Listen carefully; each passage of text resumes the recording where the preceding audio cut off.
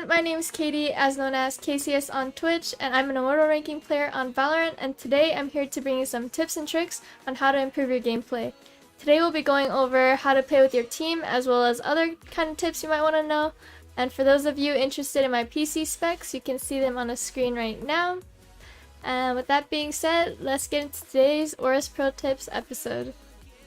What I like to keep a habit of is holding tab before a round starts or during the game when I'm in a safe place to do so, and this shows if someone's ult is ready and also how many creds they have to buy a gun. If they have low money, they're going to be saving this round, where they might be buying an SMG or a shotgun, and this tells you to avoid close range attacks. And if they have high creds, they might have enough to buy an AWP, and this tells you not to dry peek an area.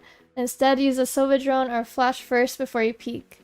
If the enemy's ult is ready, they might use it to ult the bomb diffuser or planter, and it's good to expect what the enemy might do so that you can just tap the bomb before you plant it to maybe bait the ult out. When you're playing, you want to make sure that you guys are playing as a team, which means you want to up your comms more. I know a lot of lower elos don't really use comms, but this is actually really important. You want to let your team know where the enemy might be or is, and also some strategies you might want to use, and this ensures more of a win rate for you. And also, if you're dying or dead already, you want to let your team know where the enemy is. And right here, my team was able to tell me that someone was garage, so I was able to plant safely behind default spot. And also there was one heaven, so I was also watching that area. And it's important when you're attacking, you want to go as a group of 2 to ensure the trade. And once you get that pick, you want to check where your enemy team is, or where your team is first before you go on site. And if they're also pushing up, that's when you go in. I see a lot of times when duelists just flash and go in alone when their team's scattered around, and they tend to blame their teams for the deaths, and that's something you do not want to do.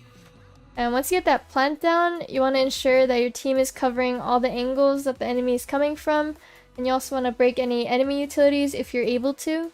And in addition to this, coming to your team where the enemy is allows your team to expect where the enemy is coming next and ensures more frags, and this actually ensures a more win rate for you.